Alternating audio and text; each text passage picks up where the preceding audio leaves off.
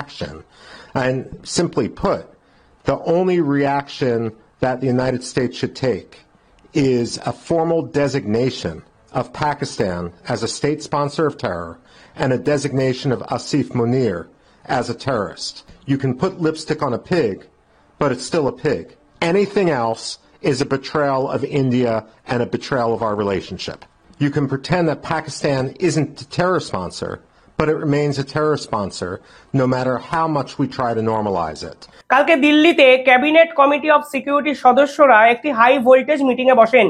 সেই মিটিংয়ে প্রতিনিধিত্ব করেছেন ভারতবর্ষের প্রধানমন্ত্রী নরেন্দ্র মোদী, স্বরাষ্ট্রমন্ত্রী অমিত শাহ, বিদেশমন্ত্রী ডক্টর জয়শঙ্কর, প্রতিরক্ষা মন্ত্রী রাজনাথ সিং এবং একাধিক উচ্চপদস্থ ব্যক্তিত্ব। এরপরে আমরা কি দেখলাম? এরপরে দেখলাম 10টি এমন পদক্ষেপ ভারত সরকারের পক্ষ থেকে নেওয়া হলো যা সাম্প্রতিক সময়ে নজিরবিহীন। পাকিস্তানের সন্ত্রাসবাদী জঙ্গিরা যেভাবে বেছে বেছে হিন্দু ধর্মের মানুষকে নিধন করেছে, এর পাল্টা ভারত সরকার যে দেবে তা কিন্তু প্রত্যাশিত ছিল। এই 10টি পদক্ষেপ নিয়ে ভারত সরকার আসলে পাকিস্তানের মেরুদণ্ডটাকে কিন্তু ভেঙে দিয়েছে, যা আমি সকালের একটি ভিডিওতে আপনাদের বলেছি।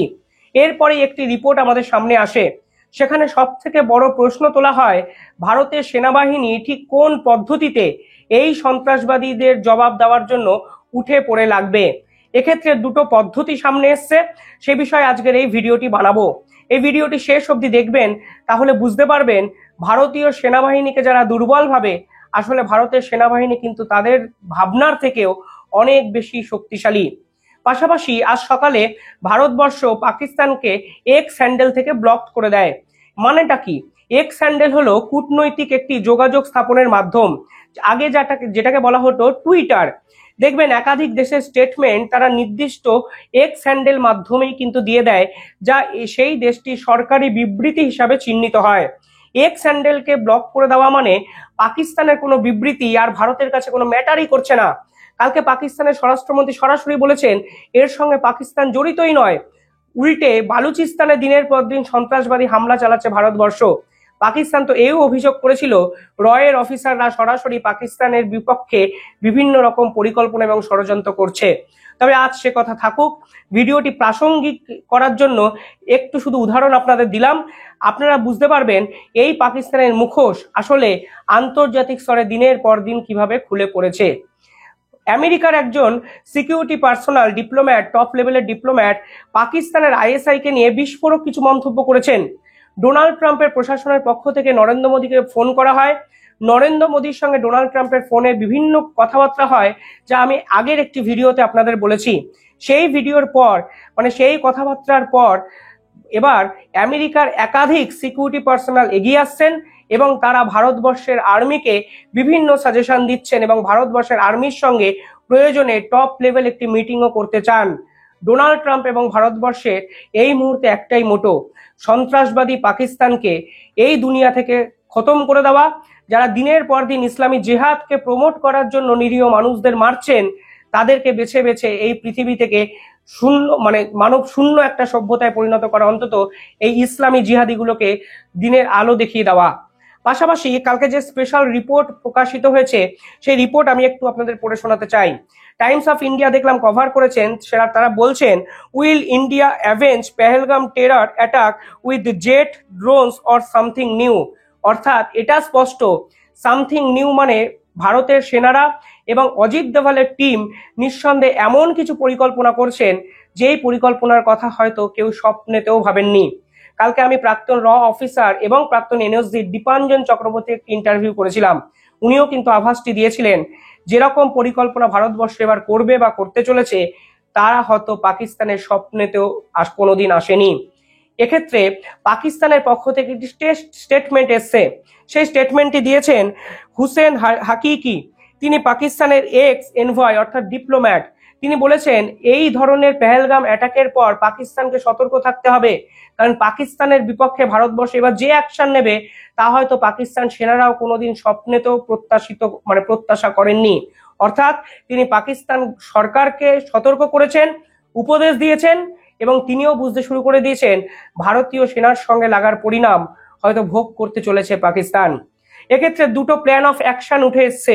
এই রিপোর্ট আমি শুধু আপনাদের বলছি, এটা ইন্টেল রিপোর্ট, যেটা একাধিক জায়গায় প্রকাশিত হয়েছে। তবে আসল কিভাবে করা হবে সেই প্ল্যান কিন্তু এখনো কনফার্ম কোথাও পাওয়া যায়নি। দুটো মাধ্যমের কথা উঠে এসছে, একটি বলা হচ্ছে কাইনেটিক অ্যাকশন এবং অন্যদিকে নন কাইনেটিক অ্যাকশন। অর্থাৎ হাই ভোল্টেজ মিটিং এর পর সিদ্ধান্ত হয়েছে দুভাবেই আমরা পাকিস্তানকে এবার শেষ করব। মনে রাখতে হবে ভারতবর্ষ এর আগে দুবার পাকিস্তানে ঢুকে সার্জিক্যাল স্ট্রাইক করেছিল। সেই দুটো সার্জিক্যাল স্ট্রাইকের প্রসঙ্গ টেনে বলা হয়েছে ভারতবর্ষ কি এবার সম্পূর্ণ অন্য কিছু পরিকল্পনা করবে। কারণটা কি? কারণ উড়িতে যেরকম সার্জিক্যাল স্ট্রাইক ভারতবর্ষ করেছে তা হলো ল্যান্ড ওরিয়েন্টেড সার্জিক্যাল স্ট্রাইক। কি করেছিল? ভারতবর্ষ এলএসি ক্রস করে পাকিস্তানে ঢুকেছিল এবং যেখানে টেরর লঞ্চ প্যাড ছিল সেই টেরর লঞ্চ প্যাডগুলো সম্পূর্ণভাবে ধূলিসাৎ করে ফের একবার ভারতবর্ষে ফিরে এসেছিল। তুলনায় ছোট ছিল সেই অপারেশন এবং সেই অপারেশনকে ভারতবর্ষের ইতিহাসে নজিরবিহীন সার্জিক্যাল স্ট্রাইক নামে ভারতবর্ষের ইতিহাস কিন্তু মনে রাখবে। 2016 সালের পর 2019 সালে ভারতবর্ষ কিন্তু বালাকোট স্ট্রাইক করে। সেই বালাকোট স্ট্রাইকে ভারতবর্ষ এয়ার স্ট্রাইকের কিন্তু ব্যবহার করেছিল। পাকিস্তানের খাইবার পাখতুয়া যে জায়গাটি আছে সেখানে কিন্তু ভারতীয় সেনারা এয়ার স্ট্রাইক করেন এবং জৈশ ই মোহাম্মদের যে ট্রেনিং ক্যাম্প আছে সেই ট্রেনিং ক্যাম্পকে সম্পূর্ণভাবে ধূলিসাৎ করে দিয়েছিল ভারতবর্ষ। কিন্তু এবার প্রশ্ন উঠছে, এয়ার স্ট্রাইক কিংবা ল্যান্ড স্ট্রাইকের পর ভারতবর্ষ কিছু কি আপগ্রেডেড প্ল্যানিং করছে? অর্থাৎ এমন কিছু যা আন্তর্জাতিক স্তর হয়তো ভাবতেই পারছেন না। সরাসরি এই ইন্টেল রিপোর্টে কিন্তু প্রকাশিত হয়েছে এবং তারা বলছেন ক্যাবিনেট কমিটি অফ সিকিউরিটির এই ধরনের তথ্য বিভিন্ন জায়গায় কিন্তু আলোচনার শিরোনামে এসছে, যদিও কনফার্মেশন কিন্তু এখনো আসেনি। এইটা ইন্টেল রিপোর্ট আলোচনা স্তরে এসছে বলে হয়তো মিডিয়ায় এসছে, কনফার্মেশন কোনো নিউজ নিঃসন্দেহে বাইরে আসবে না, শুধুমাত্র এটি একটি আলোচনা স্তরে আপনারা ভাবতে পারেন। পাশাপাশি যে খবরগুলো সামনে এসছে তা হলো যারা এই পেহেলগাম অ্যাটাকের সঙ্গে জড়িত তারা কারা। টিআরএফ নামক সংস্থা, আমি কালকেই আপনাদের বলেছিলাম দ্য রেজিস্ট্যান্ট ফ্রন্ট, তারা কিন্তু আইএসআই এর মদতে দিনের পর দিন কাণ্ড কারখানা করেছে। অর্থাৎ এই ঘটনায় সরাসরি জড়িত পাকিস্তান আইএসআই এবং লস্কর-ই তৈবার এটি একটি শাখা সংগঠন। যখন লস্কর-ই তৈবা ইউএন ইউএস এর মতো দেশে বিভিন্ন জায়গায় মানে ব্যান্ড হয়ে গেল, তখন কিন্তু এরা ছোট্ট ছোট্ট প্রক্সি সংগঠন করার চেষ্টা করলো এবং লোকাল মানুষদের কিন্তু গ্যাদার করার চেষ্টা করলো। কিছু মানুষকে টাকার লোভে, কিছু মানুষকে ধর্মীয় মেরুকরণের স্বার্থে জিহাদি বানানোর চেষ্টা কিন্তু এই ধরনের স্লিপার সেলগুলো দিনের পর দিন করে যাচ্ছিল। এবার সেই সংস্থাগুলো, সেই সংগঠনগুলো প্রকাশ্যে এসছে এবং এই ধরনের নৃশংস হিন্দু নিধন হত্যালীলা চালিয়েছে কাশ্মীরের মতো জায়গায়। নন কাইনেটিক যে বিষয়গুলো উঠে এসছে তার মধ্যে ভারত সরকার প্রস্তাবিত বিভিন্ন অ্যাকশনের কথা আমরা জানতে পারছি। সেখানে বলা হয়েছে 2021 সালে করোনার সময় যখন এলওসিতে ক্রস ফায়ার টেরোরিজম হয়েছিল, মানে ক্রস ফায়ার টেরোরিজমের পর যখন সিজ ফায়ার এগ্রিমেন্ট হয়েছিল, সেই এগ্রিমেন্টকে ভায়োলেট করে দিক Bharatvarsha.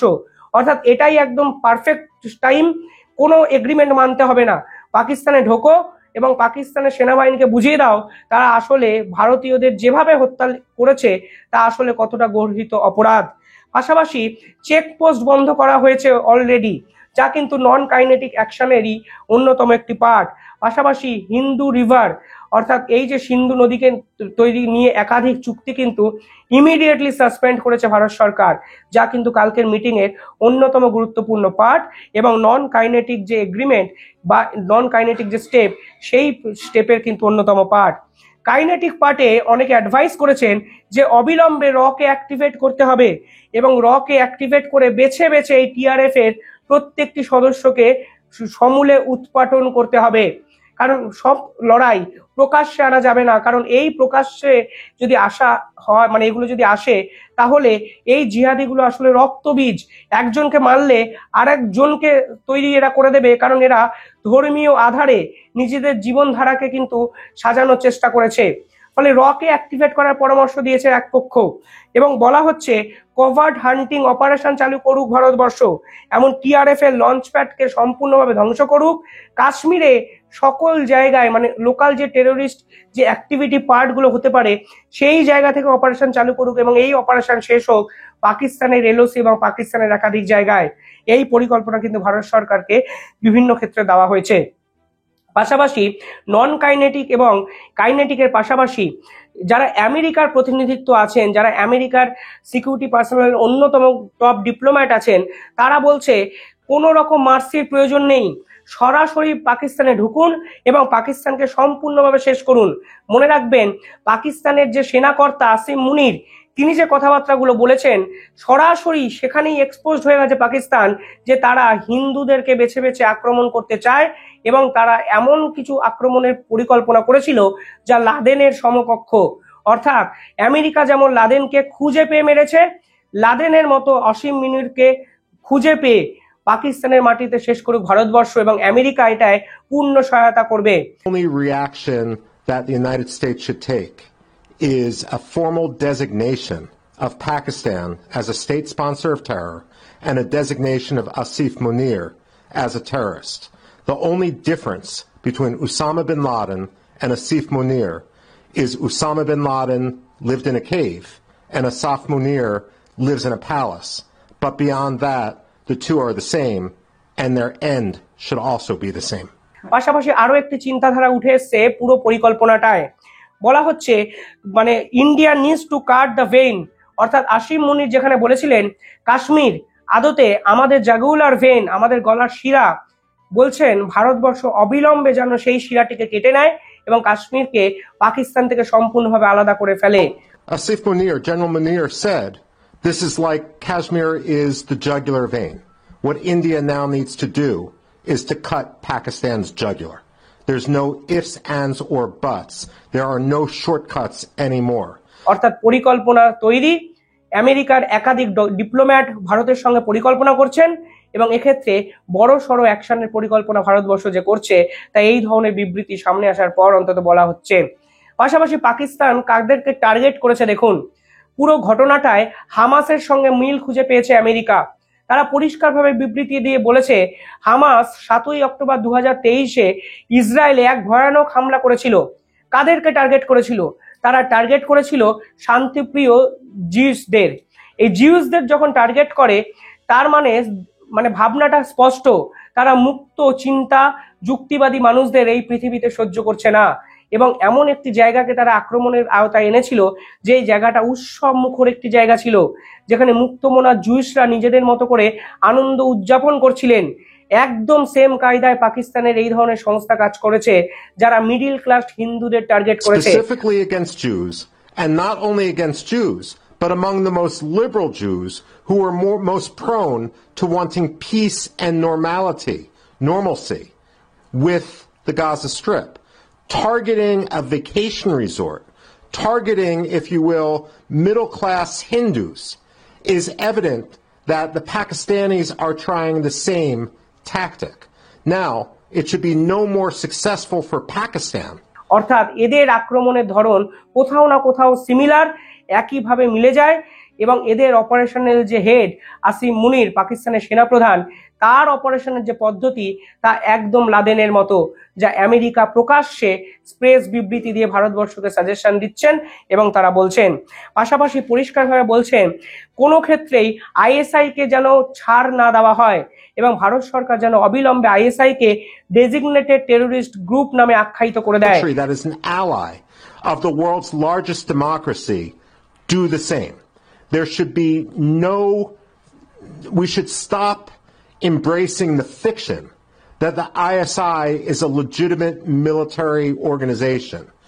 We need to convince Washington that the ISI should be treated like Hamas in the Gaza Strip, or for that matter, like Qasem Soleimani, the head of the Quds Force in Iran.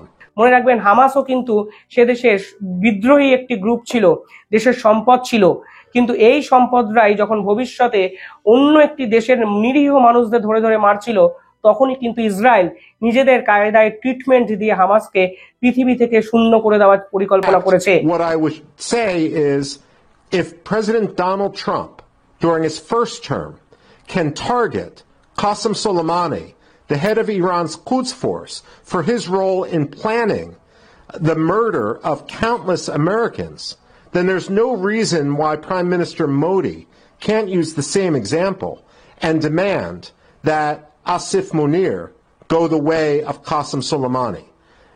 He should be one drone away from being permanently removed from the battlefield.